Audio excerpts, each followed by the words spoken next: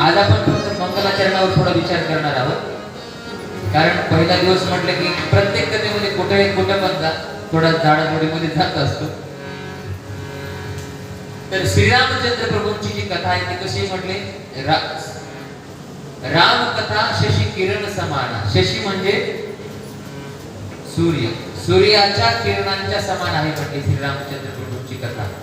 जसं श्रीराम म्हणजे सूर्य उगवल्याच्या नंतर कुठेही अंधकार शिल्लक राहत नाही, कुठल्याच प्रकारचा अंधकार शिल्लक राहत नाही.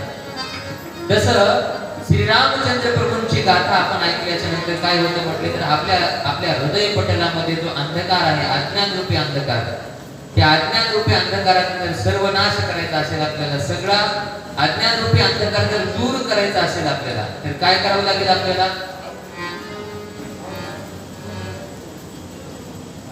अज्ञान रूपी अंधकार जर दूर करायचा असेल आपल्याला तर काय करावं लागेल म्हटले, श्रीरामचंद्र प्रभूंची कथा ऐकावी लागेल. आणि ही कथा ऐकल्याच्या नंतर काय होईल, आपोआपच आपल्या हृदय पटलावर जो अज्ञान रूपी अंधकार आहे तो अंधकार दूर होईल. अशा प्रकारची ही श्रीरामचंद्र प्रभूंची कथा आहे. आजपासून आपण 7 दिवस पर्यंत या कथेचं श्रवण करणार आहोत. आणि सत्संग जो असतो ना, सत्संग, आम्ही काय सांगत होता, आपला विषय हा सुरू होता की तुम्ही शरीराने जरी इथं असला तरी पण मनाने तुम्ही इथं असणं अत्यंत आवश्यक आहे. परमपूज्य आदरणीय गुरुवर्य श्री श्री 1008 आचार्य महामंडलेश्वर गुरुवर्य स्वामीजी कधी कधी दृष्टांत सांगत असतात. म्हटले मन जर नसेल आपलं, आपण कथेमध्ये बसलेलो आहोत पण आपलं मन कुठे आहे, घरी आहे. आपण जर कथेमध्ये बसलेलो आहोत पण आपलं मन एखादा दुकानदार आहे, त्याचं मन घरी. आता दुकानामध्ये कोणी आला असेल का, ग्राहक आले असतील, येत असतील, जात असतील, किती माझं नुकसान होईल वगैरे वगैरे, त्याच्या मनामध्ये दुसराच काहीतरी प्रपंच सुरू आहे. पण शरीराने इथं बसलेला आहे, पण असा काही फायदा आहे का म्हटले, शरीराने इथं बसून काही फायदा आहे का? नाही.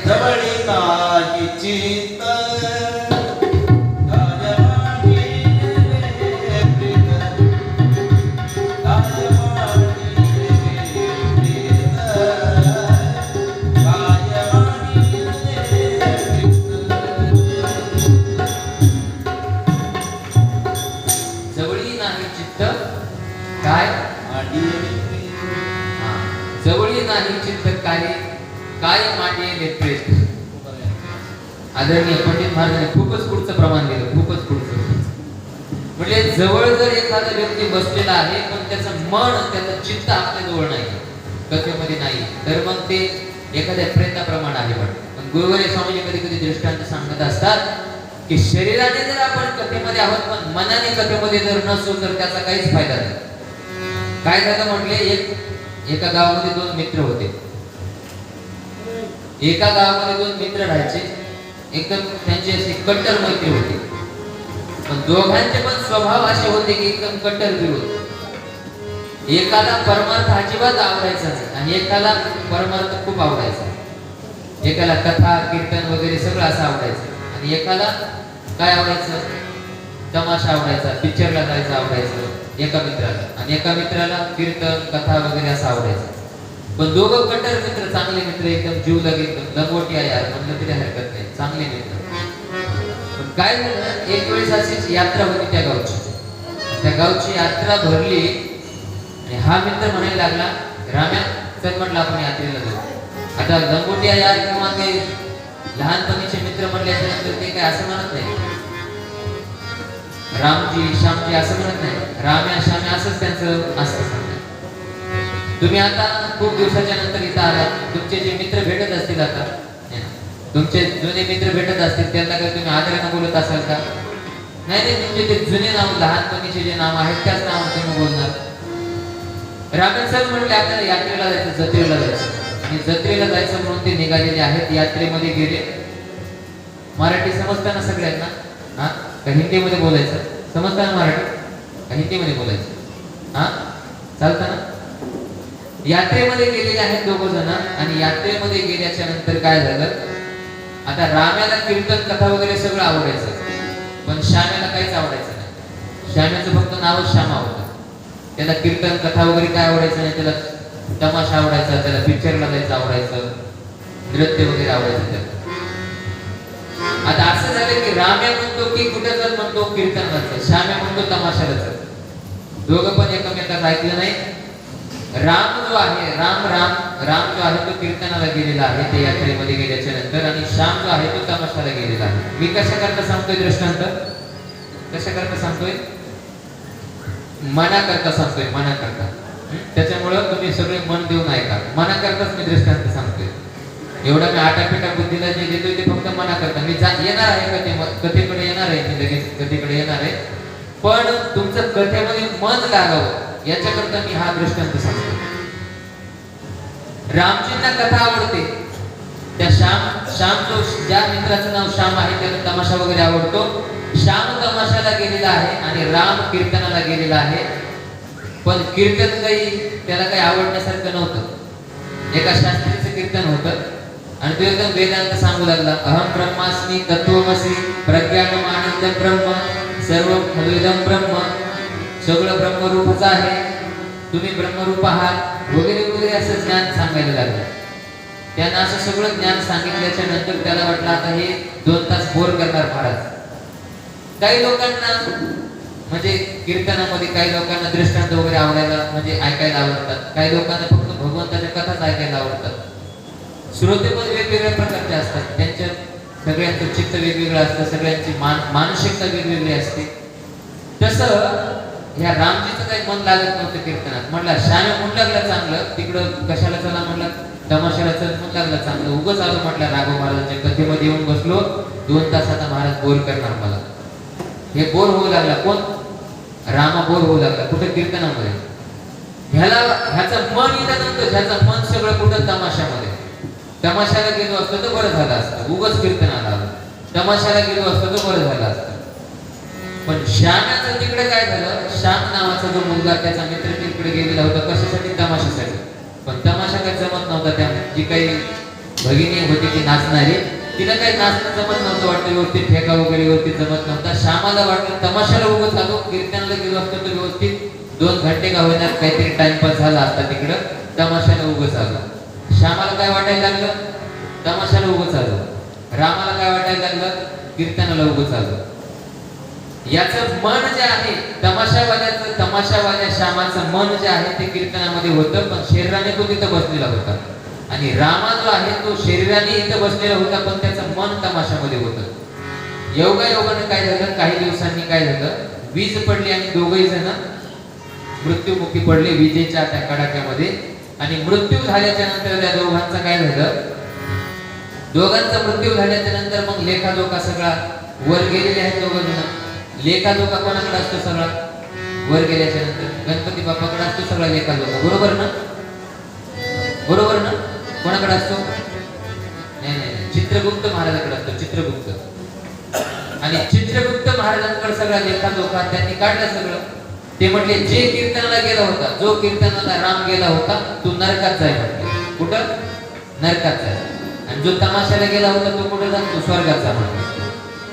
रामा चिडला महाराज. रामा चिडला, समोर आला. काय बोलता म्हणजे चित्रगुप्त महाराज, मी कीर्तनामध्ये बसलेलो होतो, तुम्ही मला म्हणताय नरकात जा. आणि श्यामाने तमाशाला गेला होता, त्याला काय म्हणताय तुम्ही? तू स्वर्गात जा. आज कस काय म्हणले? उलट कस काय? तुमची उलटी गंगा कस काय वाहते म्हटले. त्यावेळेस चित्रगुप्त महाराजांनी सांगितलं, अरे बाबा म्हटले तू बसला होतास राघव महाराजांच्या पुढे, पण तुझं मन तिथं नव्हतं ना. तुझं मन कुठं होतं म्हटले? सगळं तमाशामध्ये होतं. आणि त्या श्याम्याचं मन कुठं होतं म्हटले? श्यामा बसलेलं होतं त्या तमाशामध्ये, पण त्याचं मन कुठं होतं म्हटले? कथेमध्ये होतं. त्याचं मन त्या कीर्तनामध्ये होतं. त्याच्यासाठी एवढं सगळा दृष्टांत सांगण्याचं तात्पर्य फक्त एवढंच आहे माझं, की आपलं मन जिथे आहे ना, मन जिथे आहे तिथंच आपण आहोत. एका ठिकाणी असं सांगितलेलं आहे, हिंदीच्या एक कहावत आहे हिंदीची, मन के जीते जीत है, मन के हारे हार. मनाने जर आपण सुदृढ असू तर शरीर आपलं तिकडच ओळखतं. किंवा श्रीमद भगवद्गीतेमध्ये असं सांगितलेलं आहे, हरी चंचल मन कृष्ण प्रमाथी बलवत दृढ. मन कसं आहे म्हटले? चंचल आहे, चपळ आहे. किंवा भगवान संत श्रेष्ठ ज्ञानोबा आपल्या ज्ञानेश्वरीमध्ये सांगतात, हे मन कैसे केवडे ऐसे पाहो मनोतरी न सापडे. एरवी रहाटावया ठोकडे त्रैलोक्यया. मन कसं आहे म्हणजे आपलं मन कसं आहे, हे मन कैसे केवडे ऐसे पाहू म्हणून तरी न सापडे. त्या मनाला जर आपण जर पकडण्याचा प्रयत्न केला तर हातामध्ये येत नाही ते मन. का, कशामुळे येत नाही? एरवी रहाटावया ठोकडे त्रैलोक्यया. तिन्ही लोक सुद्धा त्या मनाला फिरायला कमी पडतात. आता काकाचे हे जावई, तुमचं मन इथंच आहे का? सध्या इथंच होतं का तुमचं मन? का आकाशवाणी तिकडे आकाशवाणीला गेलं? मन कधी कुठे जाईल सांगता येत मन, म्हणजे क्षणातच इथं, क्षणातच कुठेतरी बाहेर, क्षणातच नांदेडमध्ये, क्षणातच रुडीपाटीला, क्षणातच मुंबईला, क्षणात. मनाला काही वेळ लागतो का बरं जायला, इकडे तिकडे जायला नाही लागत. मन सगळीकडे फिरून येतं, मनाला वेळ लागत नाही. अशा प्रकारचं चंचल जे मन आहे ते मन आपल्याला कथेमध्ये ठेवून काय करायचंय, ही कथा आपल्याला श्रवण करायची आहे. ही 7 दिवस पर्यंत या कथेचं आपल्याला गानपान करायचं आहे. अशा प्रकारची ही कथा. दुसरा जर विचार आपण थोडासा केला तर ही जर कथा आपल्याला ऐकायला भेटण्यासाठी 3 गोष्टी एकत्र येणं आवश्यक आहे. एक तर आपल्या मनामध्ये इच्छा पाहिजे महाराज, इच्छा झाल्याच्या नंतर त्या इच्छेच्या पूर्ती करता काय करायला पाहिजे, इच्छा पूर्ण होण्यासाठी प्रयत्न करायला पाहिजे. तिच्या इच्छेच्या पूर्तीसाठी यत्न पण करायला पाहिजे. आणि यत्न फक्त इच्छेच्या पूर्तीसाठी यत्न करून फक्त जमत नाही, त्याच्यासाठी पुन्हा काय पाहिजे, भगवत अनुकंपा पण लागते. म्हणजे यत्न, इच्छा, यत्न आणि भगवंताची अनुकंपा, भगवंताची कृपा, या तिन्ही गोष्टी जर एकत्र आल्या तर अशा प्रकारचा जो सत्संग आहे तो सत्संग प्राप्त होत असतो. एका ठिकाणी एका शास्त्रामध्ये असं सांगितलेलं आहे, म्हटले हा सत्संग जो आहे कसा आहे, म्हटले कसा आहे, सत्संग खूप दुर्लभ आहे. म्हटले खूप दुर्लभ आहे. पण तो कशामुळे भेटतो, म्हटले सत्संग भगवंताची जर कृपा झाली तरच भेटतो हा सत्संग. बिनु सत्संग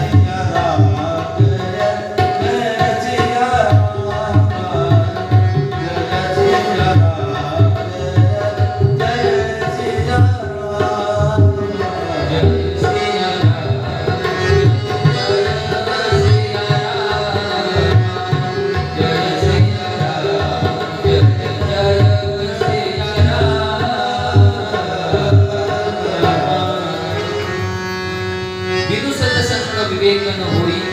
राम कृपा विनु सुलभ न सोई. भगवंताची कृपा झाल्याशिवाय म्हटले आपल्याला सत्संग प्राप्त होत नाही. जन्म जन्मांतराचा ज्यावेळेस भाग्याचा उदय होतो त्यावेळेस सत्संग प्राप्त होतो. एका ठिकाणी असं सांगितलेलं आहे, भाग्योदयेन बहुजन्म समर्जितेन सत्संगमं च लभते पुरुषो यदा वै. काय होतं म्हणजे सत्संग कधी प्राप्त होतो, भाग्योदयेन बहुजन्म समर्जितेन सत्संगमं च लभते पुरुषो यदा. त्यावेळेस सत्संग आपल्याला प्राप्त होतो ज्यावेळेस आपल्या भाग्याचा उदय होतो. म्हणून आपल्या काहीतरी भाग्याचा उदय झालेला असेल म्हणून आपल्याला हा सत्संग ऐकायला भेटत आहे. पण सत्संगासाठी मी अगोदर सांगितलं की इच्छा, यत्न आणि भगवंताची अनुकंपा किंवा भगवंताची कृपा या 3 गोष्टी एकत्र येणं आवश्यक आहे. तुमच्या मनामध्ये इच्छा आहे की आपल्याला सत्संग ऐकायला भेटायला पाहिजे, पण तुम्ही काही यत्नच केले नाही, त्यासाठी प्रयत्नच केले नाही. तुम्हाला सत्संग भेटेल काय कायला? समजा एखादा व्यक्ती आहे इथं कुठेतरी मुधोळ मंडळाचा एखादा व्यक्ती आहे गावामधला, त्याची इच्छा, बॅनर बघितलं त्याने आणि बॅनर बघून त्याची इच्छा झाली की मला सत्संग ऐकायचा. सत्संग ऐकायचं म्हटले मी 10 तारखेपासून भगवान पशुपतीनाथांच्या तिथं जाणार आणि सत्संग ऐकणार, कथा ऐकणार. त्याने फक्त त्याच्या मनामध्ये फक्त इच्छा झाली. 10 तारीख आली, दिवस उजडला, दिवस मावळला, 6 वाजले, 7 वाजले, 8 वाजले, तरी तो माणूस मस्त पायाच्या आडे घालून मस्त घरामध्ये IT मध्ये टीव्ही बघत आला. काही यत्नच केले नाही इकडे येण्यासाठी. त्याला सत्संग ऐकायला भेटेल का बरं? नाही भेटणार. आपली जी इच्छा आहे त्या इच्छेच्या अनुकूल आपल्याला यत्न पण करावे लागते. आपला जो जी इच्छा आहे ती पूर्ण करण्यासाठी यत्न पण करावे लागते. यत्न फक्त इच्छा असून यत्न करून काही फायदा नाही. त्याच्यासाठी मग भगवंताची कृपा पण पाहिजे म्हटले. ज्यावेळेस या 3 गोष्टी एकत्र येतात, भगवंताची कृपा, आपली इच्छा आणि यत्न, 3 गोष्टी एकत्र आल्याच्या नंतर मग हा सगळा काय होतो, सगळा वेळ जमतो आणि आपल्याला सत्संग ऐकायला भेटतो. अशा प्रकारचा जो सत्संग आहे, भगवंताची जी कृपा आहे, ती कृपा झाल्याच्या नंतर म्हटले सत्संग आपल्याला ऐकायला भेटतो. त्याच सत्संगाच्या त्या कृपेत आपण काय करणार आहोत, श्रवण करणार आहोत.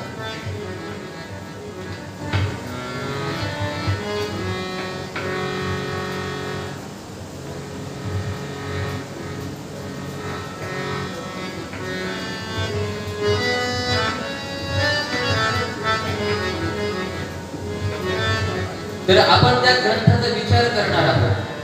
तो ग्रंथ कोणी निर्माण केलेला आहे? काका कोणी निर्माण केलाय? गोस्वामी तुलसीदासजी महाराजजी. त्यांचं उत्तर वर बरोबर आहे तसं, पण तसा हा ग्रंथ म्हणजे ग्रंथ करते तर आहेत गोस्वामी तुलसीदासजी महाराज. पण तुलसीदासजी महाराज पण काय म्हणतात? तुलसीदासजी महाराज म्हणतात हा ग्रंथ माझा नाही, साक्षात भगवान सांब सदाशिवजींनी हा ग्रंथ त्यांच्यापासून आलेला आहे. मी फक्त काय केले?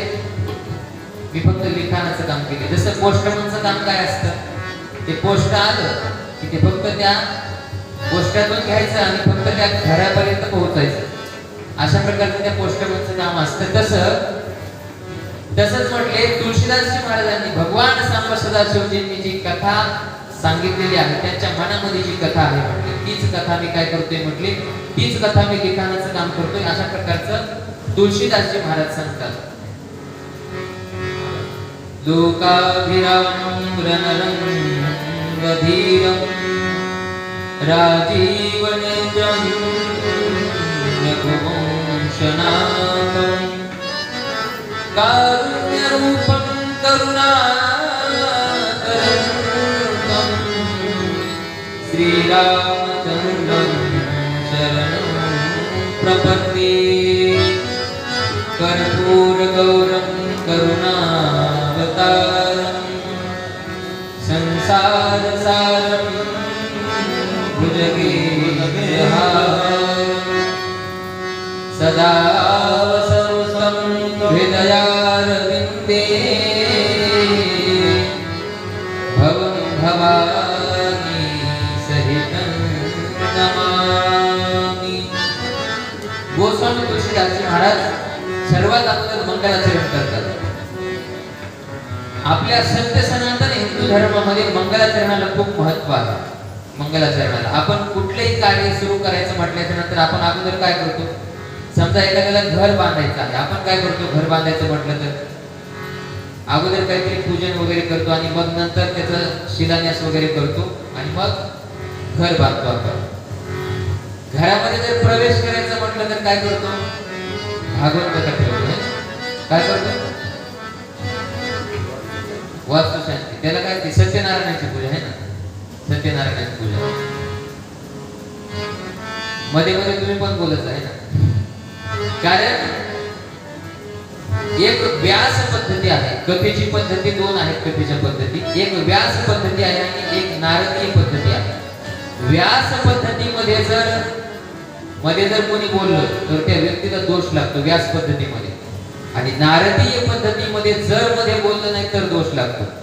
कथा काय नाही समजा विचारलं, काहीतरी विचारला मधात प्रश्न, तर चुकीचा असो किंवा आपलं आन्सर जे आहे ते चुकीचा येऊ अथवा बरोबर राईट येऊ, आपण त्याचं उत्तर द्यायचं. क्वेश्चन केला इकडनं, प्रश्न केला की त्याचं उत्तर द्यायचं, चुकवा अथवा बरोबर पण त्याचं उत्तर द्यायचं. नाही जर उत्तर दिलं तर काय होतं म्हटलं तर दोष लागतो. त्याच्यासाठी उत्तर द्यायचं, चुकीचं असो किंवा म्हणजे बरोबर असतं. तर सर्वात अगोदर म्हटले मंगलाचरण म्हणजे आपल्या सत्य सनातन हिंदू धर्मामध्ये मंगलाचरणाला खूप महत्व आहे. मंगलाचरणाला सर्वात अगोदर गोस्वामी तुलसीदासजी महाराज नमस्कार करतात, सर्वांना नमस्कार करतात, मंगलाचरण करतात. तर पहिल्याच श्लोकापासून आपण मंगलाचरण पाहूया. श्री जानकी वल्लभो विजयतेतराम श्री गणेशाय नमः. वर्णानामर्थ संगानां रसानां छन्दसामपि मंगलानां च कर्तारो वन्दे वाणी विनायको भवानी शंकरो वन्दे श्रद्धा विश्वास रूपिणो याभ्यां विना न पश्यन्ति सिद्धा सन्तस्थमीश्वरम्. गोस्वामी तुलसीदासजी सर्वात अगोदर मंगलाचरण करतात. ह्या मंगलाचरणाचे 3 प्रकार आहेत आपल्या शास्त्रामध्ये. आपल्या सत्य सनातन हिंदू धर्मामध्ये जर आपण शास्त्राचा विचार केला तर 3 प्रकारचं मंगलाचरण असतं. पहिलं म्हणजे नमस्कारात्मक मंगलाचरण, दुसरं म्हणजे आशीर्वादात्मक मंगलाचरण आणि तिसरं म्हणजे वस्तू निर्देशात्मक मंगलाचरण. अशा प्रकारचे 3 मंगलाचरणाचे प्रकार आहेत. तर प्रस्तुत इथं जे मंगलाचरण केलेलं आहे ते नेमकं कोणतं मंगलाचरण आहे? प्रस्तुत जे मंगलाचरण केलेलं आहे म्हटले ते नमस्कारात्मक मंगलाचरण पण आपल्याला या मंगलाचरणाला म्हणता येईल किंवा वस्तू निर्देशात्मक मंगलाचरण. अशा प्रकारचं 2 प्रकारचं मंगलाचरण आपल्याला इथं म्हणता येईल.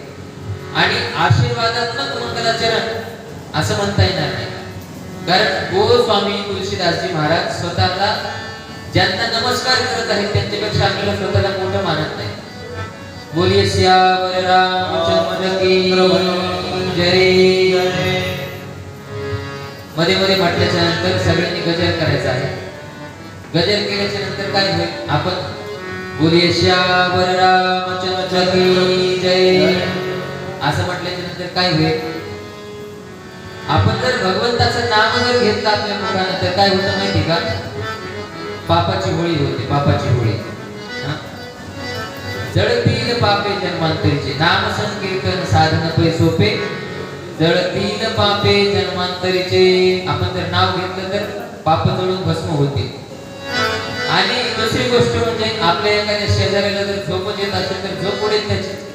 शेजारी जर झोपत असेल तर आपण जर नामस्मरण मोठे केलं, बोलिए सियावर रामचंद्र की जय असं जर गजर केलं की समोरचा माणूस थोडासा जागा होईल, अरे काहीतरी सुरू काय केलं, तो जागा होईल.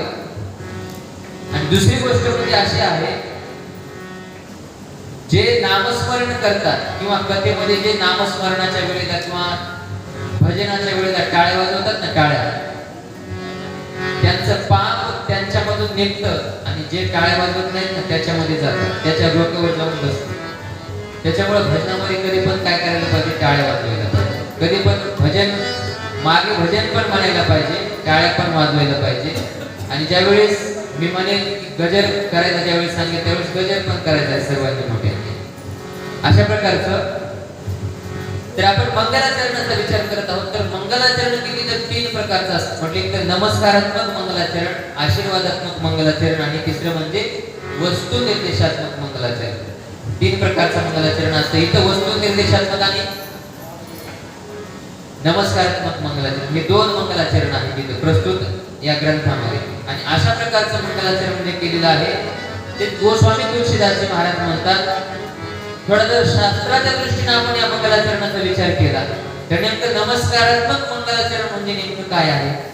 तर नमस्कारात्मक मंगलाचरण म्हणजे स्व अपकर्ष व्यवहार पूर्वक पर उत्कर्ष व्यवहारवत्व नमस्कारात्मक मंगलाचरणत्व. म्हणजे स्वतःचा अपकर्ष, स्वतःचा खालीपणा म्हणजे स्वतः नम्र होणं आणि एखाद्याला मोठेपणा देणं, पुढच्या माणसाला मोठेपणा देणं, स्वतःचा खालीपणा करून घेणं, यालाच काय म्हणतात? म्हणजे नमस्कारात्मक मंगलाचरण. म्हणजे दुसऱ्याला आपण नमस्कार करतो. दुसऱ्याला आपण ज्यावेळेस एखाद्याला नमस्कार करतो त्यावेळेस काय करतो? आपण एखाद्याला नमस्कार करतो याचा अर्थ आपण काय करत आहोत की आपण स्वतःला छोटं मानून त्याला मोठेपणा देत आहोत. त्याचं संस्कृत मध्ये त्याला काय म्हणतात, स्व अपकर्ष व्यवहार पूर्वक पर उत्कर्ष व्यवहारवत्व नमस्कारात्मक मंगलाचरणत्व. अशा प्रकारचं हे नमस्कारात्मक मंगलाचरण आहे. आणि तेच मंगलाचरण इथे तुळशीदासजी महाराज करतात. वर्णानाम अर्थ संघानाम रसानाम छंदसापि मंगलानां च कर्तारो वंदे वाणी विनायको. सगळ्यात अगोदर कोणाला नमस्कार करतात बरं तुळशीदासजी महाराज? सगळ्यात अगोदर कोणाला नमस्कार करतात? भगवान गणेशजींना, गणपती बाप्पांना. आपण पण सगळ्यात अगोदर मंत्र कोणता म्हणतो? वक्रतुंड महाकाय सूर्यकोटी समप्रभ निर्विघ्नं कुरु मे देव सर्वकार्येषु सर्वदा. सर्वात अगोदर भगवंताची, कुठल्या जर भगवंताचं पूजन करत असतो अभिषेकाच्या अगोदर पण आपण काय करतो? गणपती बाप्पाचं पूजन करतो. तर माझं काही लग्न झालं नाही पण लग्नाच्या अगोदर पण सगळ्यात अगोदर कोणाचं पूजा करतो आपण?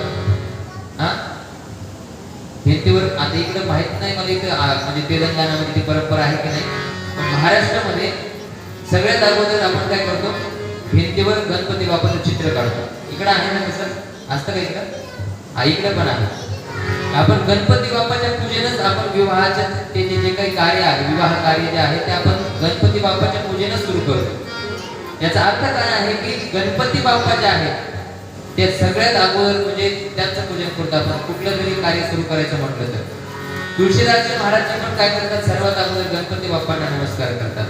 वंदे वाणी विनायको, वंदे वाणी विनायको, वंदे वाणी. वाणी म्हणजे कोण? वाणी म्हणजे म्हटले वाणी. वाणी माहिती आहे तुम्हाला? वाणी जे भस्म लावतात ना, आडवं भस्म आहे ना, म्हणजे वाणी एक वाणी समाज माहित असेल तुम्हाला वाणी. पण इथं वाणी म्हणजे ते वाणी नाही बरं का. इथं वाणी म्हणजे ते वाणी नाही, उगा विनोदानं म्हटलं नाही. पण इथं वाणी म्हणजे कसं, वाणी म्हणजे वाणी समाज नाही. इथं वाणी म्हणजे इथं मुखाला वाणी म्हटलेलं आहे, आपल्याला आपल्या जिभेला वाणी म्हटलेलं आहे इथं. वाणी म्हणजे आपली जी वाग्देवी आहे. वाग्देवी कोण आहे? भगवती सरस्वती माता. काहीच अंतरावर इथं आपल्या काहीच अंतरावर भगवती सरस्वती मातेचं मंदिर आहे पासरला. काहीच अंतरावर आहे, मला वाटतं 12-13 किलोमीटरवर आहे.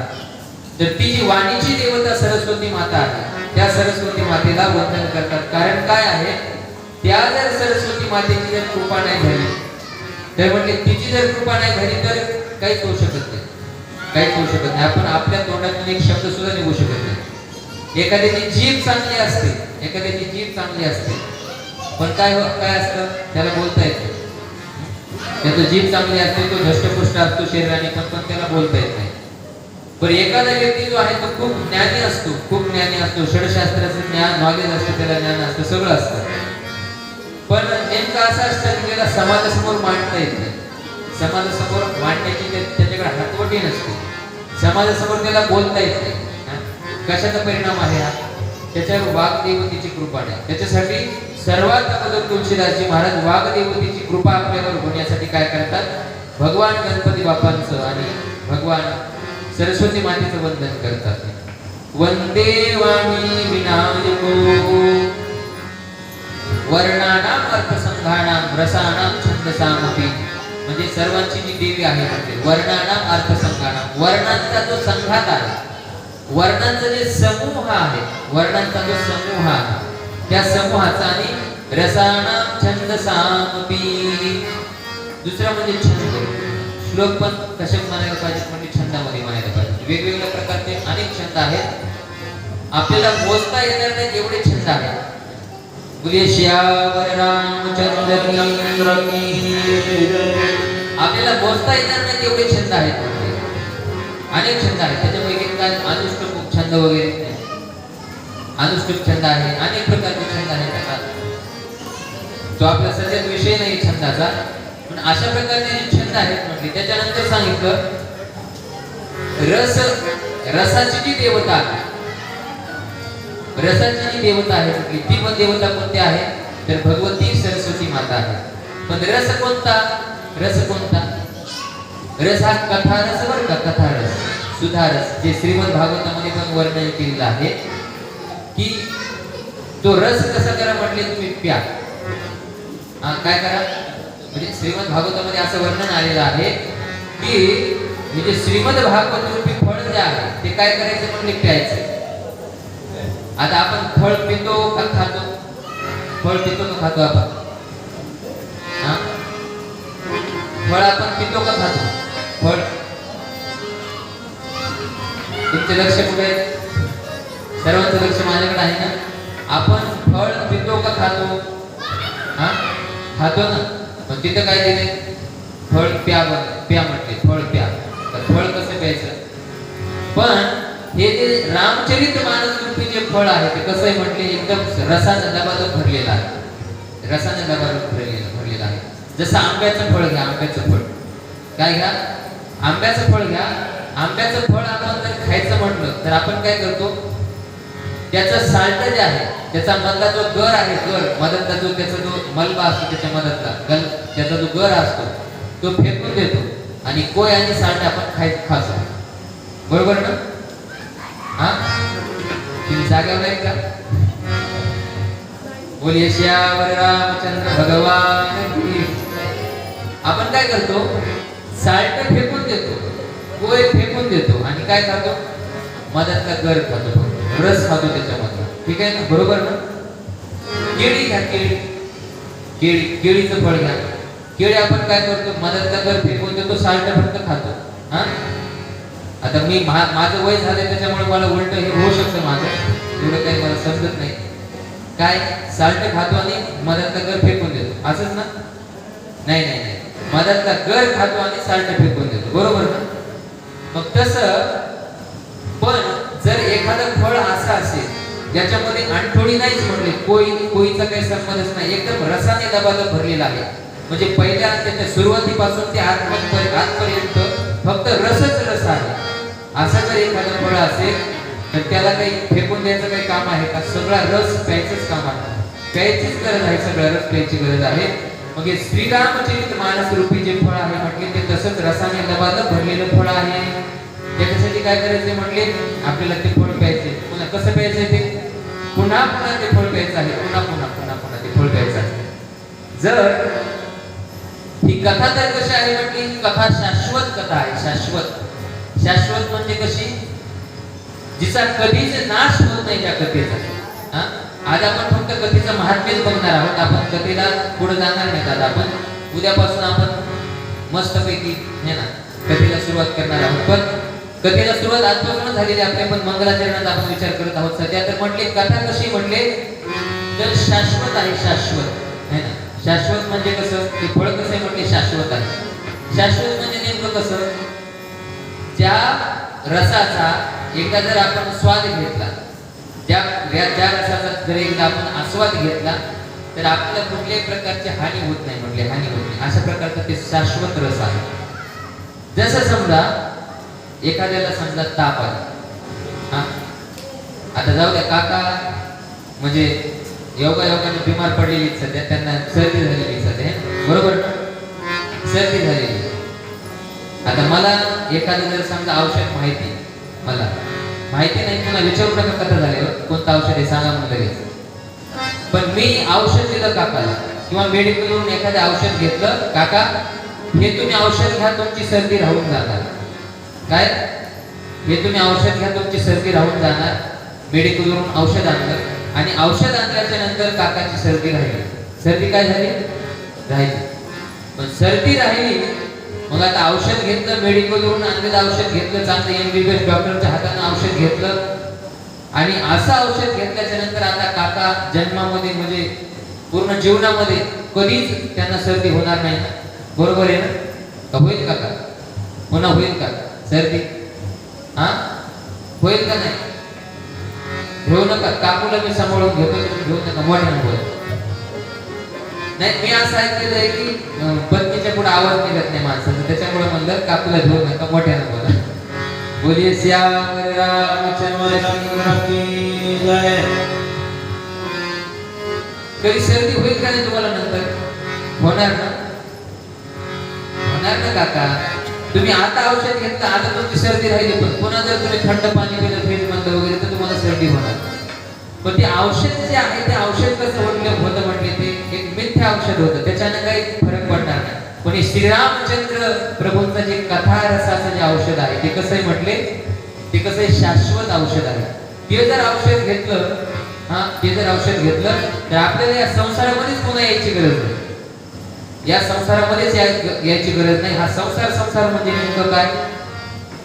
एका ठिकाणी श्रीमद आद्यजगद्गुरु शंकराचार्यचे वर्णन करतात, असं वर्णन करतात, पुनरपि जननम पुनरपि मरणम पुनरपि जननम पुनरपि मरणम पुनरपि मरणम पुनरपि जननम पुनरपि मरणम पुनरपि जननी जठरे शयनम पुनरपि जननी जठरे शयनम इह संसारे खलु सारे कृपया पारे पाहितारे भज गोविंदम भज गोविंदम भज गोविंदम मुंडवते भज गोविंदम भज गोविंदम भज गोविंदम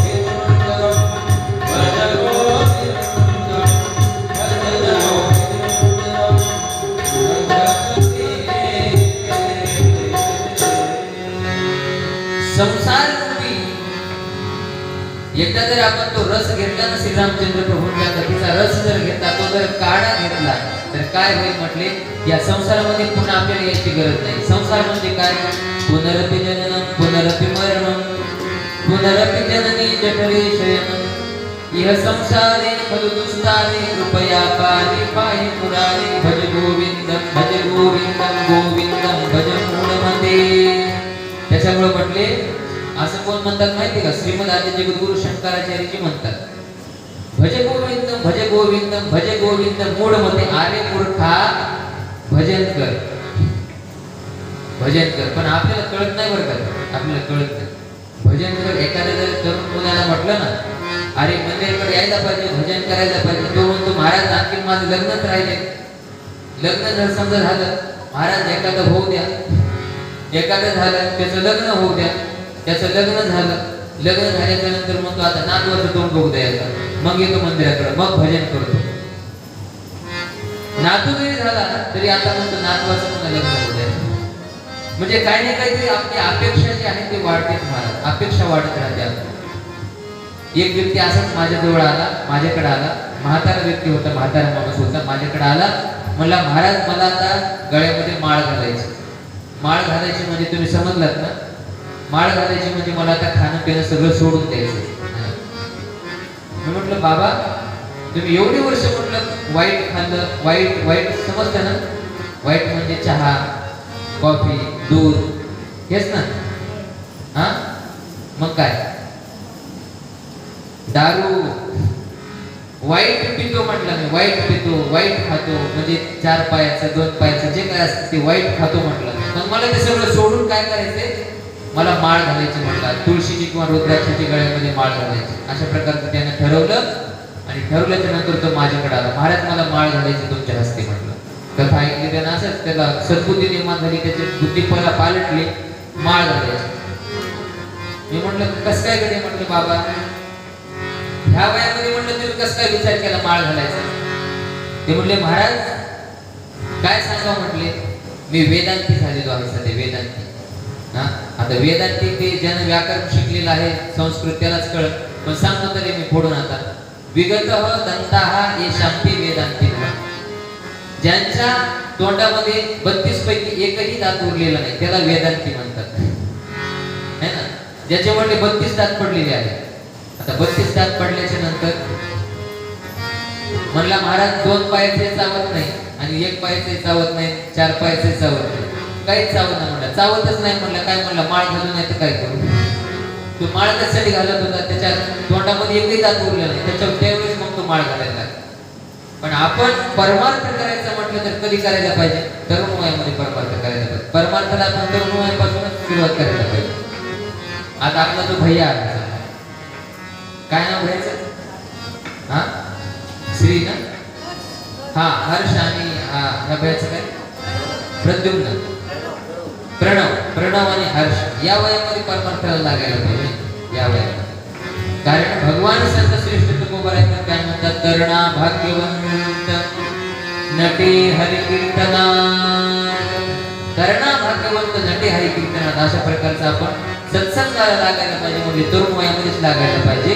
अशा प्रकारचं हे भगवत कथा रूपी फळ आहे. आणि हे फळ पिल्याच्या नंतर काय होईल म्हटले?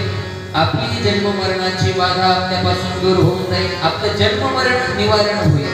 जन्म मरण आपलं निवारण होईल. मी दृष्टांत सांगितलं होता की जर म्हटलं औषध घेतलं, सर्दी तात्पुरती राहते, पण पुन्हा सर्दी होते. फ्रीजचं जर गार पाणी पिलं तर सर्दी होते, पण एकदा जर हा जर रस पिला, भगवत कथा रूपी जर रस आपण एकदा घेतला, तर आपलं भवसागरातून आपण काय होतं? मुक्त होतो. भवसागरातून त्या बाजूला जातो, आपण भवसागरात तरुण जातो. अशा प्रकारची जी कथा आहे ती म्हटली श्रीरामचंद्र प्रभूंची कथा आहे. त्याच कथेचं आपण काय करणार आहोत? श्रवण करणार आहोत 7 दिवस पर्यंत करणार आहोत. अशी ही श्रीरामचंद्र प्रभूंची कथा आहे. मग त्याच्यानंतर म्हटले भगवान गोस्वामी तुलसीदासजी महाराज, वंदे वाणी विनायको. वाणी वाग्देवी जी आहे सरस्वती माता आणि गणपती बाप्पाचं वंदन केल्याच्या नंतर भगवान सांब सदाशिवजींना वंदन करतात आणि पार्वती मातेला वंदन करतात. आता पार्वती माता नेमकं कोण आहेत आणि भगवान सांब सदाशिव पशुपतीनाथ भगवान कोण आहेत म्हटले? नेमके भवानी शंकर वंदे श्रद्धा विश्वास रूपिणो याभ्यां विना न पश्यन्ति सिद्धः स्वान्तस्थमीश्वरम्. भगवती माता पार्वतीला कोणतं नाव दिलेलं आहे? कशाची उपमा दिली? आणि भगवान सांब सदाशिवजींना कशाची उपमा दिली? भगवान तुलसीदासजी महाराजांनी म्हटले भवानी शंकर वंदे श्रद्धा विश्वास रूपिणो. श्रद्धा विश्वास रूपिणो. भगवती माता परंपेला कशाची उपमा दिली? श्रद्धेची उपमा दिली. श्रद्धा स्वरूप आहेत म्हटली भगवती माता परंपा. पार्वती माता कशा आहेत? श्रद्धा स्वरूप आहे. आणि भगवान शंकर कशा आहेत? विश्वास स्वरूप आहेत भगवान शंकर. म्हणजे श्रद्धा स्वरूप पार्वती माता आणि विश्वास स्वरूप भगवान शंकर. ह्या दोघांची कृपा असल्याशिवाय, दोघांची कृपा झाल्याशिवाय काय होत नाही म्हटले? एखादा सिद्ध तरी असेल, जपी तरी असेल, हजारो वर्ष त्यांनी जप केला असेल, योग साधना करत असेल, कुठल्याही प्रकारची साधना करत असेल एखादा व्यक्ती, पण त्याला भगवती मातेची जर कृपा नाही झाली, भगवान सांब सदाशिवजींची, भगवान शंकराची जर कृपा नाही झाली, तर त्याला काय होऊ शकत नाही म्हटले? सिद्धः स्वान्तस्थमीश्वरम्. आपल्या अंतःकरणामध्ये, आपल्या मध्ये जे भगवान परमात्मा आहे ना, मध्ये, त्याचं दर्शन त्याला होऊ शकत नाही. त्याचं दर्शन त्याला होऊ शकत नाही. हा, जसं एखाद्याच्या मनामध्ये श्रद्धा नाही तर त्याला कधीच भगवंताची प्राप्ती होऊ शकत नाही. कधीच होऊ शकत नाही. कारण जर भगवंताची कथा जर ऐकली तर काय लागतं? त्याला श्रद्धा लागते. महाराज, श्रद्धा.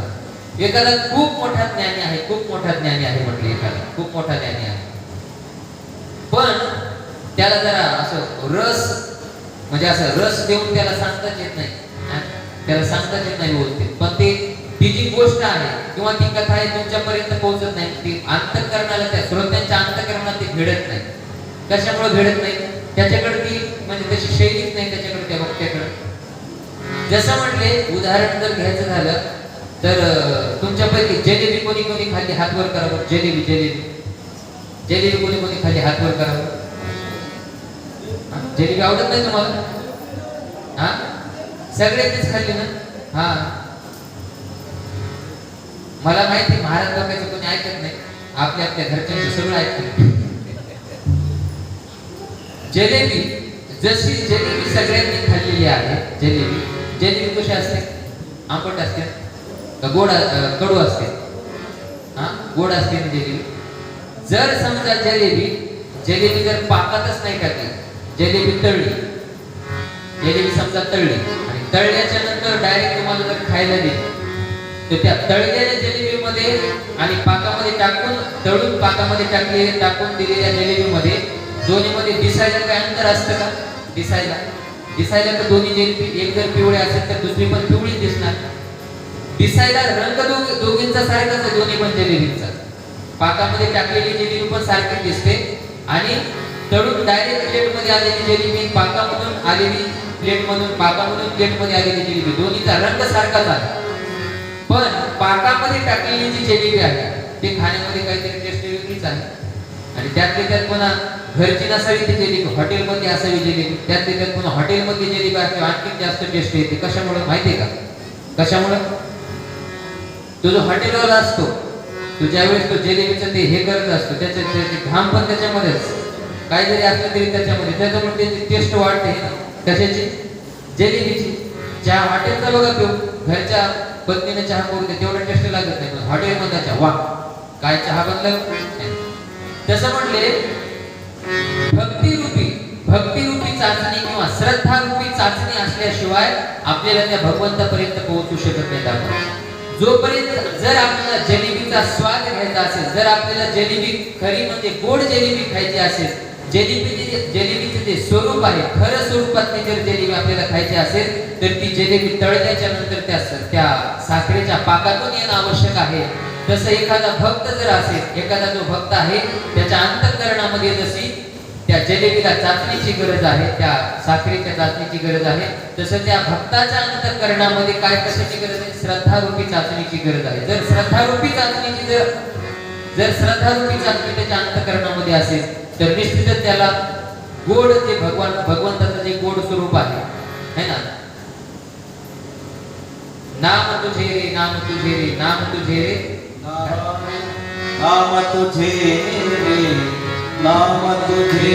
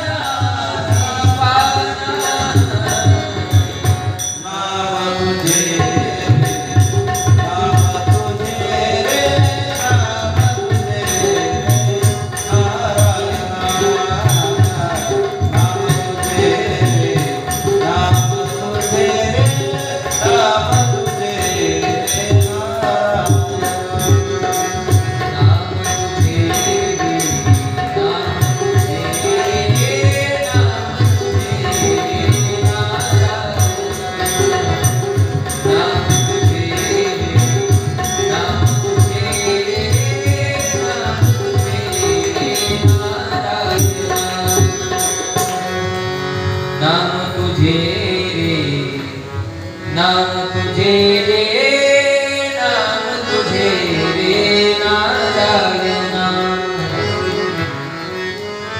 भगवंताच्या नामाने काय होतं म्हटले? पाषाणाला सुद्धा म्हणजे एखाद्या दगडाला सुद्धा पाना फुटतो. भगवंताचं नाव असं आहे. कसं आहे म्हटले? गोड तुझे रूप गोड तुझे नाम देई माझ प्रेम सर्व काळ. भगवंताचं नाव गोड आहे, रूप गोड आहे. गोड तुझे नाम विठोबा आवडत मला.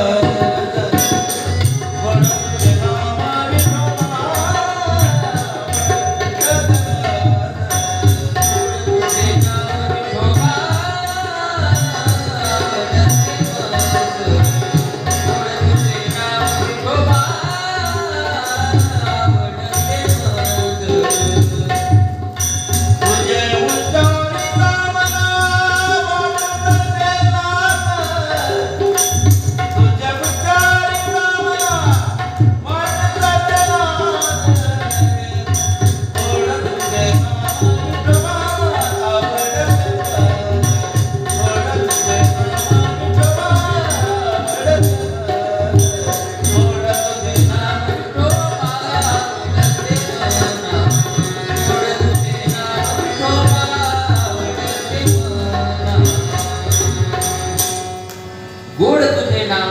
विठोबा आवडते मज, गोड तुझे नाम विठोबा आवडते मज, तुझे उच्चारिता मना वाटत असे लाज.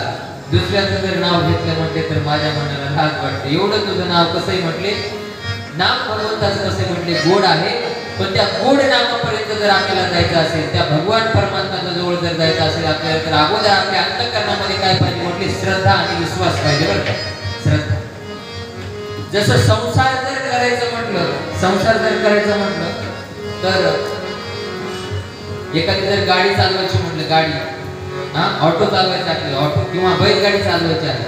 बैलगाडीला आपण एक चालले आहे ते ट्रॅक्टर चालवलं आणि एक चाक कशाचं लावलं, एक चाक छोट्या ऑटोचं लावलं समजा, किंवा सायकलचं एक चाक लावलं आणि एक ट्रॅक्टरचा चाक लावलं, तर गाडी चालेल का व्यवस्थित?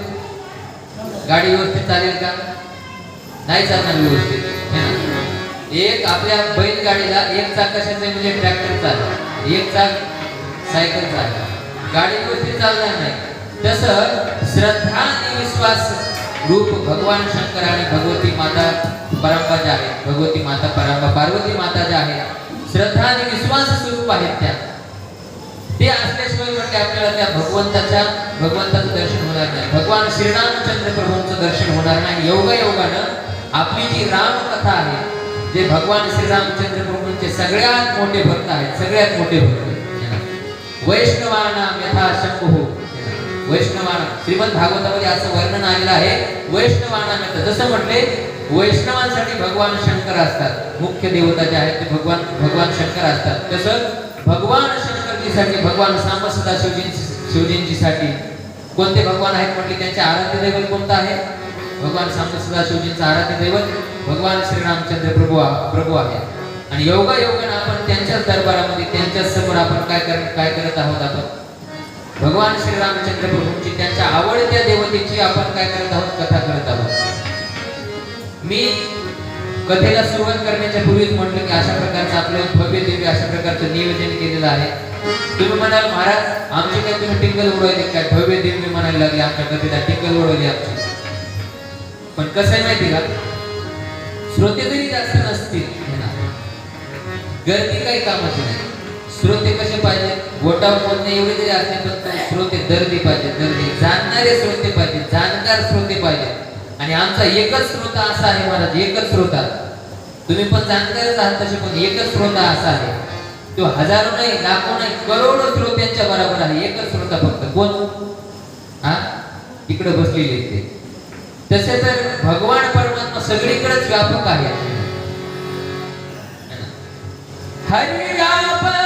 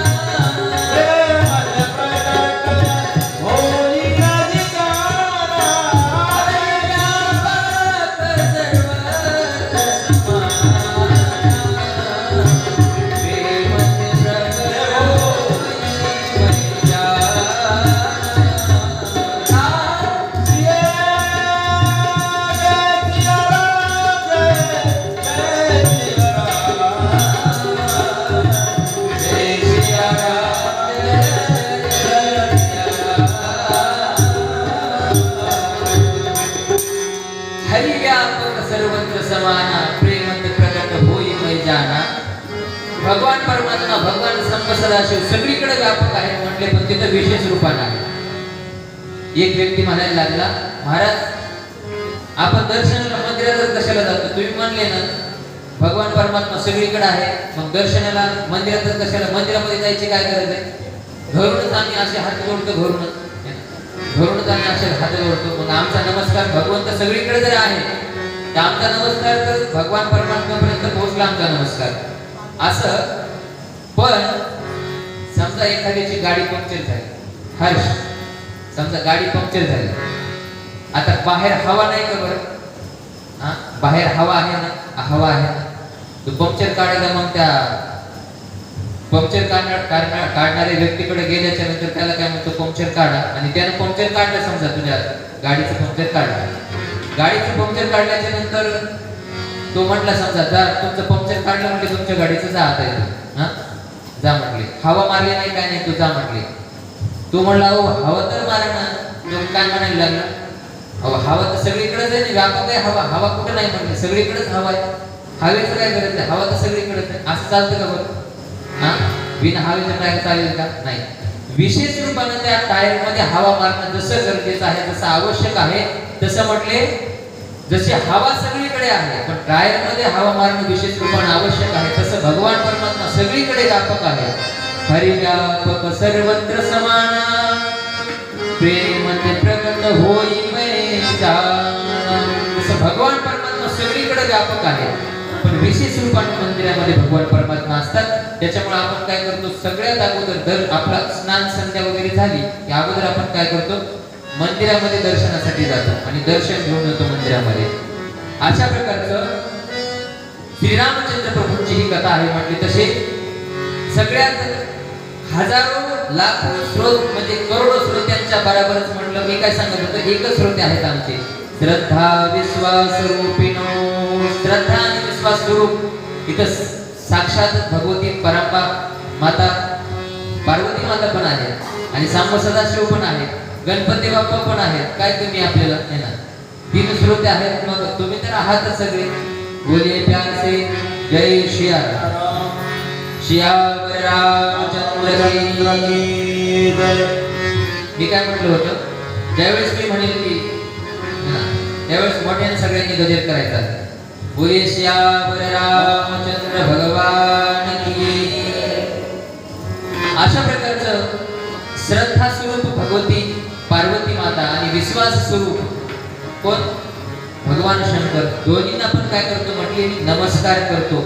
ज्यांच्याशिवाय योगी लोकांना सुद्धा त्या भगवान श्रीरामचंद्र प्रभूंचं जे असल्याशिवाय दर्शन होऊ शकत नाही, अशा प्रकारचे जे भगवान शंकर आणि भगवती पार्वती माता त्यांना मी वंदन करतो. त्याच्यानंतर म्हटले कोणाला वंदन करतात, वंदे बोधमयं नित्यं गुरुं शंकर रूपिणं यमाश्रितो हि वक्रोऽपि चंद्रः सर्वत्र वंदते.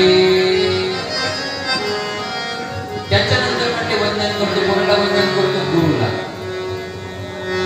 काय माहिती का, गुरुचं आपल्या जीवनामध्ये खूप अशा प्रकारचं अनन्य साधारण असं महत्व आहे. गुरुचं महत्व खूप आहे आपल्या जीवनामध्ये. कशामुळे सांगतोय मी, गुरुचं कसं महत्व आहे आपल्या जीवनामध्ये. गोस्वामी तुळशीदासजी महाराज आपल्या गुरुंना नरहरी महाराजांना काय करतात, वंदन करतात. ते कसे म्हटले, शंकर स्वरूप आहे. कसे आहे म्हटले, गुरु शंकर स्वरूप आहे. शंकराचं स्वरूप आणि आमच्या गुरुचं स्वरूप काही वेगळं नाही, शंकर स्वरूपच माझे गुरु आहे. आणि अशा शंकर स्वरूप गुरुंना मी काय करतो, नमस्कार करतो. तुम्ही म्हणाल आम्ही हाय एज्युकेटेड आहोत, आम्ही चांगले शिकलेले आहोत, ग्रंथ समोर लिहिलेले आहेत, ग्रंथ आहेत, आम्ही शिकलेलो आहोत, मग मदत तुमची काय गरज आहे आम्हाला, गुरुची आम्हाला काय आवश्यकता आहे, मध्ये गुरुची काय आवश्यकता आहे तुम्हाला वाटेल का नाही? तुम्ही शिकलेले आहात ना, हा हा शिकलेले आहात ना तुम्ही शिकलेले आहात. आपल्या सत्य सनातन धर्मामध्ये अनेक अशा प्रकारचे ग्रंथ आहेत, तुम्ही शिकलेले आहात, समोर ग्रंथ पण आहेत, मग ग्रंथ तुम्हाला वाचता पण येतात. मग आमची मदत काय गरज आहे, म्हणजे गुरुची मदत काय गरज आहे, मध्ये गुरुची काय आवश्यकता आहे. पण गुरुची आवश्यकता आहे. मी कशा करता सांगतोय, तुळशीदासजी महाराज गुरुंना वंदन करतात, याचा अर्थ तुळशीदासजी महाराजांचे पण काय आहेत, गुरु आहेत.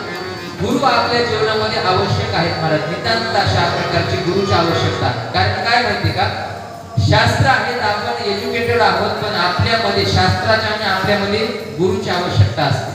कशामुळे? कारण शास्त्र जर आपण स्वतः वाचले तर त्या शास्त्राचा आपल्यावर काही परिणाम होत नाही. तुम्हाला आता कथा रूपाने जर सांगितलं तर तुम्हाला तेवढं कळणार नाही. थोडं एक दृष्टांत देऊन सांगतो म्हणजे तुम्हाला कळेल गुरुची नेमकी आपल्या जीवनामध्ये काय आवश्यकता आहे. ह्याच्यासाठी सांगतोय. एकदा काय झालं, सगळे लक्ष देऊन ऐका. बोलिए श्याम रामचंद्र भगवान की जय.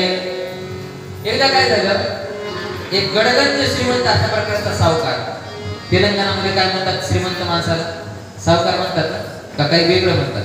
सावकारच म्हणतात. हा, किंवा मला वाटतं देशमुख काहीतरी म्हणतात, नाही सावकार म्हणतात. गडगंज अशा प्रकारचा श्रीमंत एक सावकार, पूर्वीचा काळ आहे. गडगंज श्रीमंती, आणि श्रीमंती म्हटलं, पैसा वगैरे म्हटलं, मालपाणी जास्त म्हटलं की त्याचं रक्षण पण करता आलं पाहिजे आपल्याला.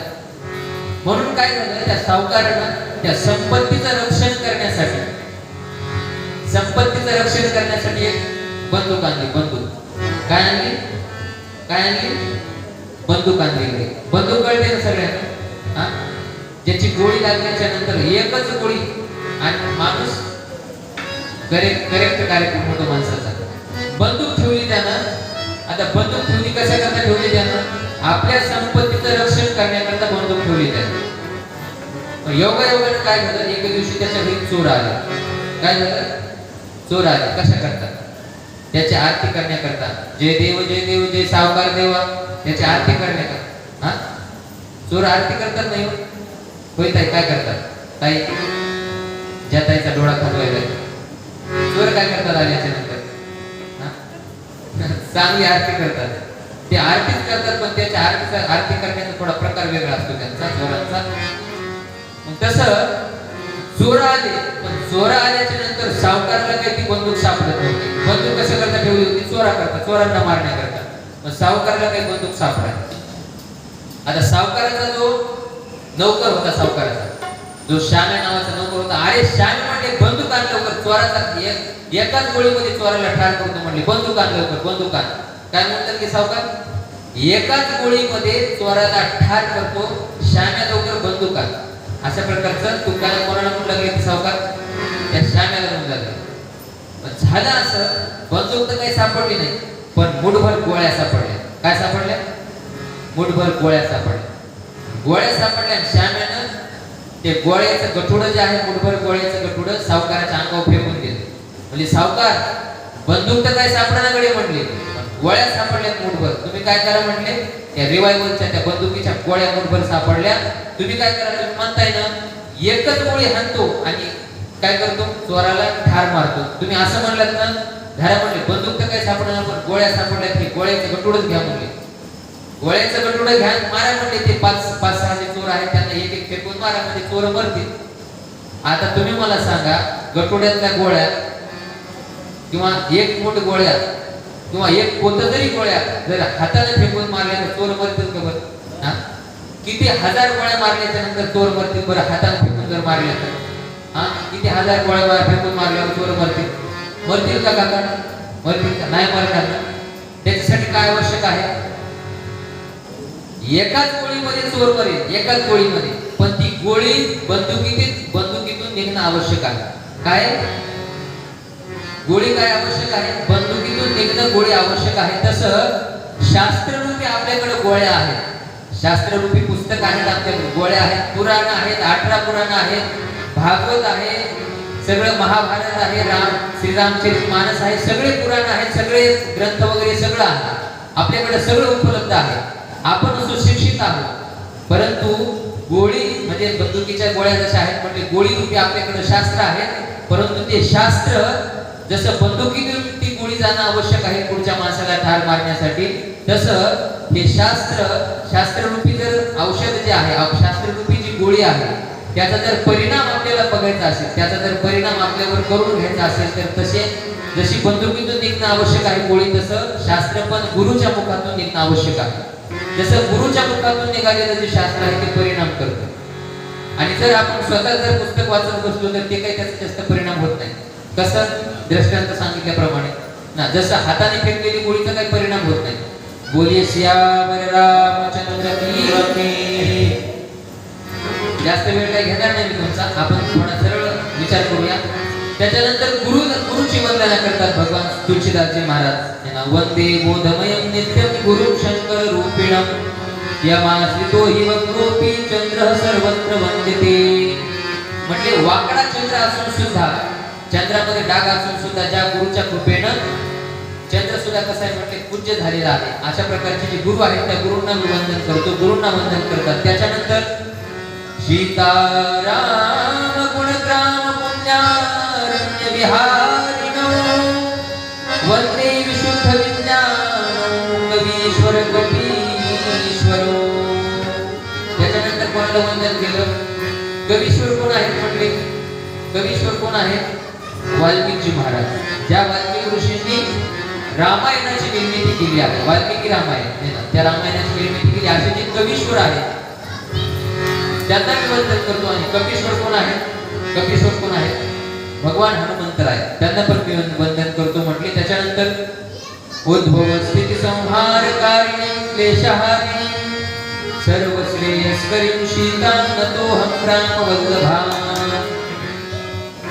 त्याच्यानंतर सीता मातेला वंदन करतात. त्याच्यानंतर यन्माया वशवर्ती विश्वमखिलं ब्रह्मादि देवासुरा यत्सत्त्वांशेव भाति सकलं रज्जो यथा हि भ्रमः.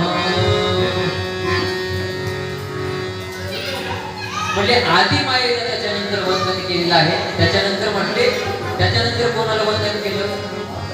यत्पाद प्लवमेव मेवहि भवांगोदेति शार्वता वंदेहं तमशेष कारण परं रामक्षमीशं हरिं.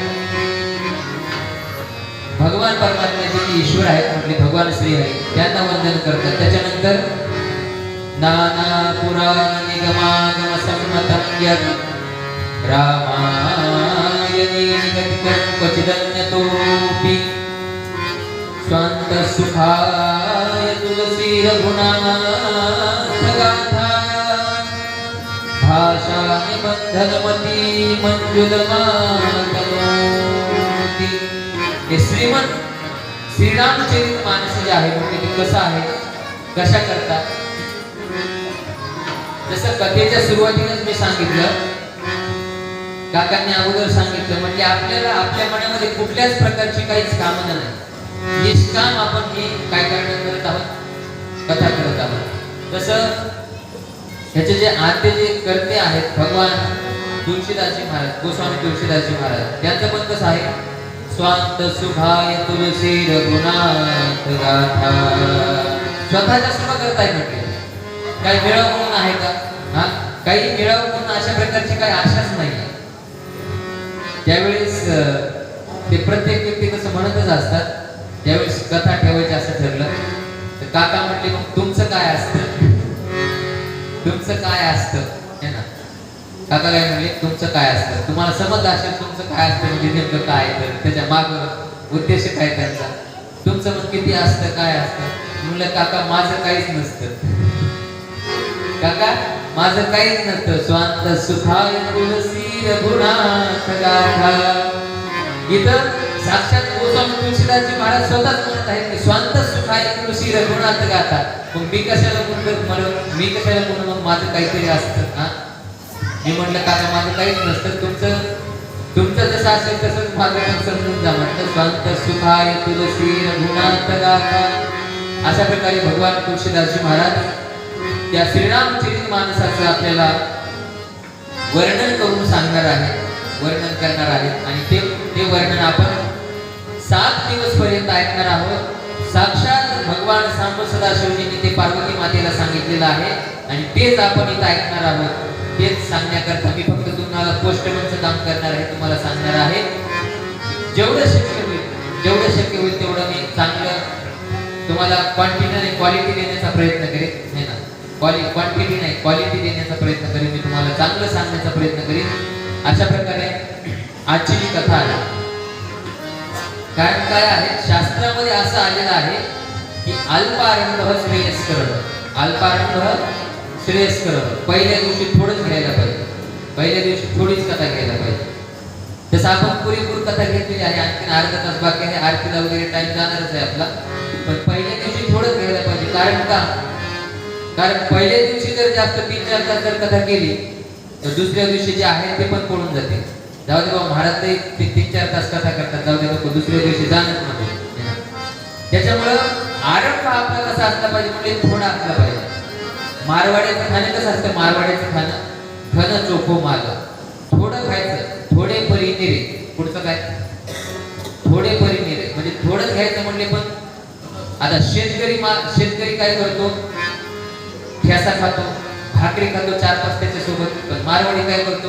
थोडेच काजू, थोडेच बदाम, थोडेच मनुके, थोडंच 1-2च अंजीर. आता त्या 4-5 भाकरीचं बराबरी त्याचे थोडे 1-2च बदाम, 1-2च अंजीर, 1-2च काजू ते 4-5 भाकरीची बराबरी करतात. तसं आपण पण थोडे परी दिले, घन चोखो माल, थोडा माल खाऊया आपण दररोज. जास्त काही लांबण आपल्याला लावायची नाही. आपण 7 दिवस पर्यंत अशा प्रकारचे श्री रामचरित मानसाचं श्रवण करणार आहोत. आपण खूप भाग्यवान आहोत की आपल्याला मुदोळ सारखा पुण्य पावन मोठमोठ्या साधू संतांच्या पदस्पर्शाने पावन झालेली जी भूमी आहे मुदोळ नावाची, आणि इथं साक्षात भगवान सांब सदाशिवजींच्या, भगवान भगवती माता परांबा, भगवती परांबेच्या, भगवान गणेशजींच्या सानिध्यामध्ये आपल्याला रामचरित मानसाचं श्रवण करण्यासाठी मिळणार आहे. आपल्याला 7 दिवस पर्यंत आपण खूप महत्भागी आहोत. उद्या येताना सर्वांनी आपल्या कमीत कमी 2-2 तरी मैत्रिणीला घेऊन या, आणि इकडे तुम्ही पण मित्रांना पण घेऊन या 2-2 तरी. अशा प्रकारे आजच्या कथेला आपण इथंच विराम देत आहोत. आजची कथा इथंच विराम झालेली सेवा आहे. ज्यांच्या पुण्यस्मरणाच्या निमित्ताने ही कथा आहे त्या दोन्ही माता पित्यांच्या चरणारविंदावर ही सेवा समर्पित. तसेच ज्यांच्या प्रांगणामध्ये ही कथा आपण करत आहोत असे भगवान पशुपतीनाथ सांब सदाशिव, त्यांच्याही भगवान सांब सदाशिवजींच्या चरणारविंदावर, भगवती माता परंपास पार्वती मातेच्या चरणारविंदावर, गणपती बाप्पांच्या चरणारविंदावर, भगवान गोस्वामी तुळशीदासजी महाराजांच्या चरणारविंदावर, काकांचे जे गुरुवरी आहेत सद्गुरु श्री श्यामगिरीजी महाराज, त्यांच्याही चरणारविंदावर कथा समर्पित करतो. श्री श्री 1008 आचार्य महामंडलेश्वर. आता इथं नाव घ्यावं लागेल कारण सर्वांना परिचय नाही, कारण गुरुचं नाव घेत नसतात कधी. आत्मनाम गुरुर्नाम नामाति कृपणशज. आता ते थोडं डोक्यामध्ये ते वाढायलाच लागलं, पण त्याचं उत्तर आता उद्या देईन मी तुम्हाला. गुरुचं नाव कशामुळे घेत नसतात, कोणाकोणाचं नाव नेमकं घेत नसतात. पंडित महाराज उद्या मला आठवण करून द्या. यांच्या मनामध्ये ती शंका आलेली नव्हती, निरसन व्हायच नाही. कशामुळे घेत नसतात बाबा गुरुचं नाव नेमकं? पण आज तो आपण उद्या सांगेल तुम्हाला गुरुचं नाव कशामुळे नेमकं घेत नसतात. सुंदर अशा प्रकारची सगळी व्यवस्था आहे, साऊंड सिस्टम आहे, मोठा पाऊस आल्याच्या नंतर पण आपण कथा करू शकतो अशा प्रकारचा सुंदर अशा प्रकारचा हॉल आहे. आणि जे संस्थान आहे, संस्थानची जी पूर्ण समिती आहे, कमिटी आहे, त्यांना पण खूप खूप धन्यवाद की त्यांनी एवढी सगळी सुंदर अशा प्रकारची सुविधा इथं निर्माण केलेली आहे. झालेली जी सेवा आहे ती सर्वांच्या चरणारविंदावर समर्पित करतो. परमपूज्य आदरणीय श्री श्री 1008 आचार्य महामंडलेश्वर गुरुवर्य स्वामीजींच्या चरणारविंदावर. बालपरिव्राजका, ज्यांनी लहान असतानाच घर सोडलं अशा प्रकारच्या बालपरिव्राजका भगवती माता असणाऱ्या बालपरिव्राजिका भारती चैतन्यताईजी महाराज, सद्गुरुदेव भारती चैतन्यताईजी महाराज यांच्याही चरणारविंदावर मी सेवा समर्पित करतो. आणि सेवेला इथंच पूर्ण विराम देतो. आजची झालेली जी सेवा आहे ती समर्पित. आणि या 2-2.5 तासाच्या सेवेमध्ये जर माझ्याकडून एखादा वेडावाकडा जर शब्द गेला असेल, कारण आता आपली कथा अशीच चालणार आहे. तुम्ही आम्ही खेळीबिळी गदारोळी आनंद, तुम्हाला मी बोलणार, तुम्ही पण संवाद साधायचा मध्ये मध्ये. जर एखादा वेडावाकडा शब्द गेला असेल तर तो माझ्या वाणीचा दोष समजून मला क्षमा करायला अशी आशा बाळगतो. आणि उद्याच्या कथेला तुम्ही सर्वजण उपस्थित राहाल आणि सर्वजण आपल्या एका किंवा 2-2 मैत्रिणींना आणि 2-2 मित्रांना घेऊन याल अशी आशा बाळगतो. आणि शेवटी इथंच विराम देतो. हरि ओम. बोलिए सियावर रामचंद्र भगवान की जय. हनुमान जी महाराज की जय.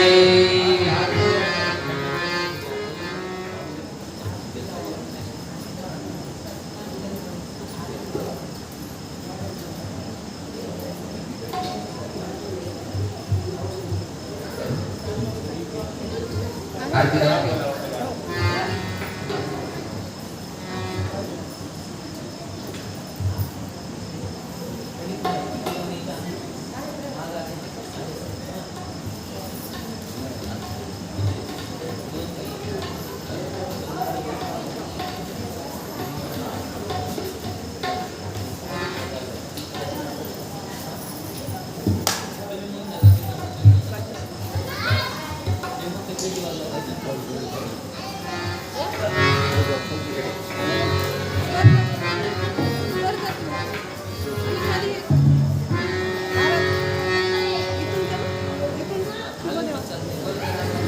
तिथून पण चालतं काय अडचण नाही. इथूनच करा, काय अडचण नाही.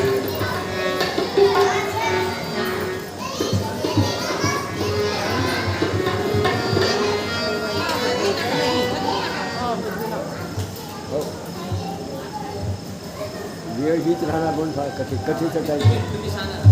कथेचं टाईम तुम्ही सांगा ना. आम्हाला काहीच प्रॉब्लेम नाही, तुम्ही सांगा. जो टाइम आहे तोच राहणार. हा, उद्यापासून कथेचा टाइम जो आहे तो काही आपल्या गावकऱ्यांनी विचारलं होतं. उद्यापासून पण व्यवस्थित म्हणजे 6ला बरोबर कथा सुरू होईल. 6 ते 9 आपला कथेचा वेळ आहे. ठीक आहे, 6 ते 9 चालेल. आणि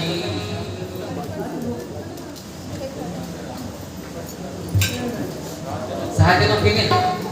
6 ते 9 हा ठीक आहे. सगळ्यांनी 6 वाजता येतात सगळे उद्यापासून.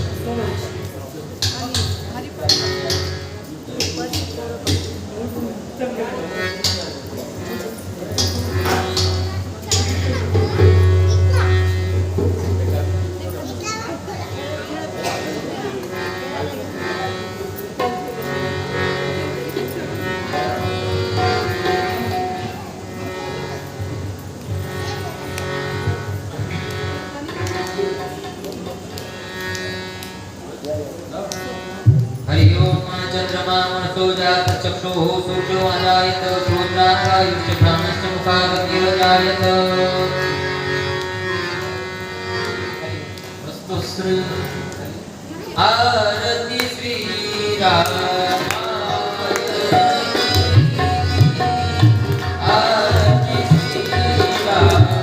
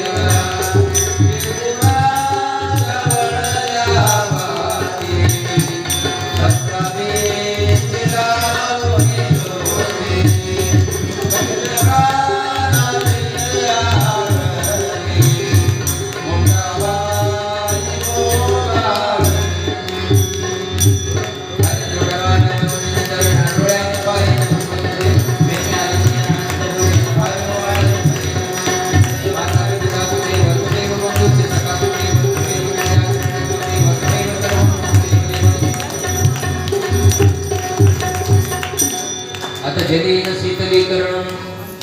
पाणी फिरवा त्याला आणि हातामध्ये अक्षता आहे, अक्षता आणि फूल. हरि ओम जलेन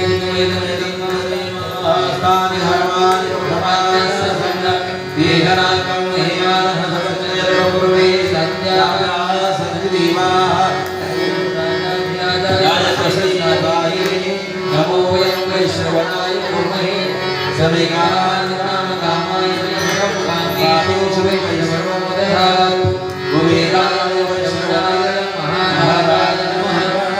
ॐ विश्वतश्च पूर्ण विश्वतो मुखो विश्वतोषपालो विश्वविश्वात् तत्त्वाभ्यां प्रकृति सम्पदते द्यामा भूमि जनी वैकाः नानासवति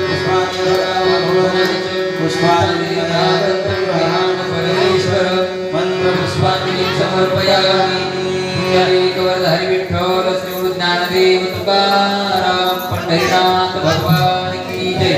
बाबी ज्ञानेश्वर महाराज की जगद्गुरु तुकाराम महाराज की. ओम नमः पार्वती पतये हर हर महादेव. यावर रामचंद्र भगवान की जय. श्री पशुपतिनाथ भगवान की जय.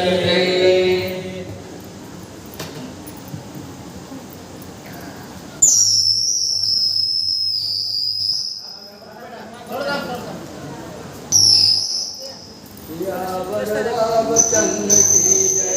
पवन सुत हनुमान की जय. उमापति महादेव की जय. बोल वाणी माता की जय. अवधूत चिंतन श्री दत्त श्री गीता माता की जय. श्री गो माता की जय. श्री गंगा माता की जय. श्री गोपाल की